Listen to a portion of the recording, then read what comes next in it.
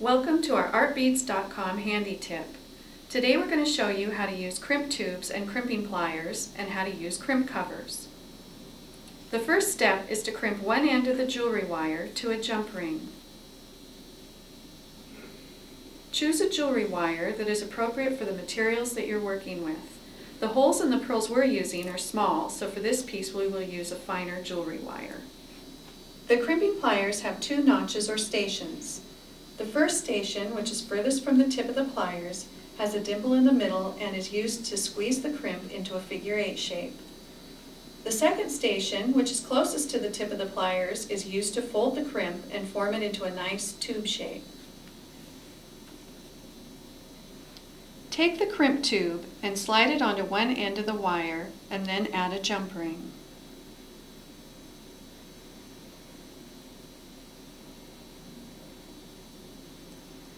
Take the end of the wire and go back through the crimp tube.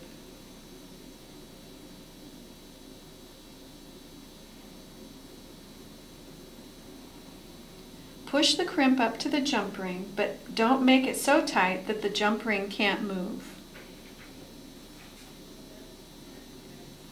While holding the crimp in the first station of the crimping pliers, use your fingers to separate the wires so that they lie on each side of the tube.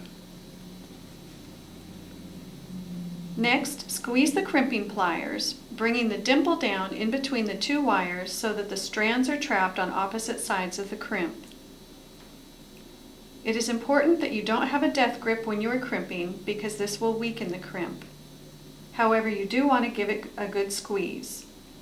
You should now have a U-shaped crimp tube.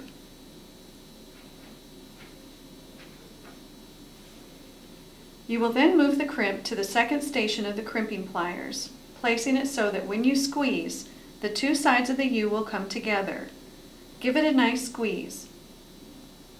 With the nipper tool, cut the excess wire.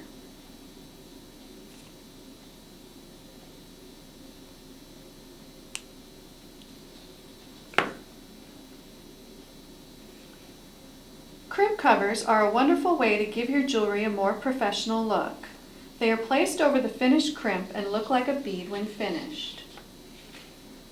You may need to use chain nose pliers to open the crimp cover. Do this by inserting the tip of the pliers into the crimp cover and slowly open the pliers. Open it just enough so that it will fit over your crimp tube.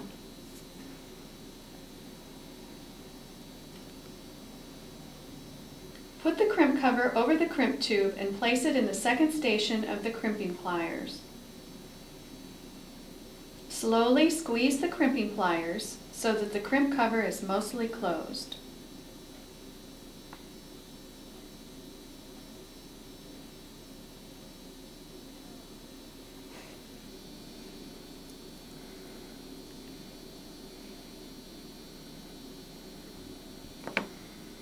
You now have a crimp cover over the crimp tube.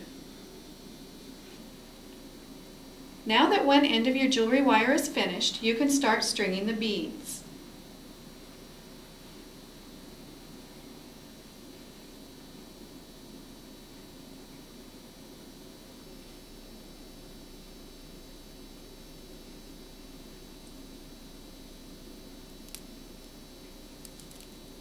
Now that all the beads are strung, crimp the end of the jewelry wire to another jump ring. String the crimp tube onto the jewelry wire and then the jump ring. Run the end of the jewelry wire back through the crimp tube.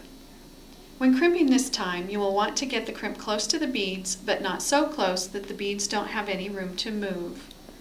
Crimp and trim the excess wire. Once you have finished crimping, you may use a crimp cover to complete the strand.